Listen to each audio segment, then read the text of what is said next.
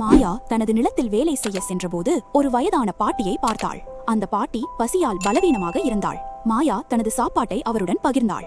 பாட்டி சிரித்துக்கொண்டு, "நீ நல்ல மனசுக்காரி, இதை எடுத்து செல்" என்று ஒரு மாம்பழத்தை கொடுத்தாள். மாயா அதை வீட்டிற்கு கொண்டு வந்து விதையை மண்ணில் நட்டாள். அடுத்த நாள் காலை அந்த விதையிலிருந்து ஒரு பெரிய மரம் வளர்ந்து அதில் பொன்னான மாம்பழங்கள் தொங்கியதை பார்த்து மாயா வியந்தாள். அவள் அந்த தங்க மாம்பழங்களை பறித்து விற்க சென்றாள். உண்மையான தங்கம் என்பதை பார்த்த நகைக்கடை வியாபாரி அதிர்ச்சியடைந்தார். அந்த தங்க மாம்பழங்களை வாங்கி அவளுக்கு லாரி நிரம்ப பணம் கொடுத்தார். அந்த பணத்தில் அவள் ஒரு பெரிய வீடு கட்டினாள். மீதமுள்ள பணத்தை ஏழை கிராம மக்களுக்கு உதவியாக வழங்கினாள்.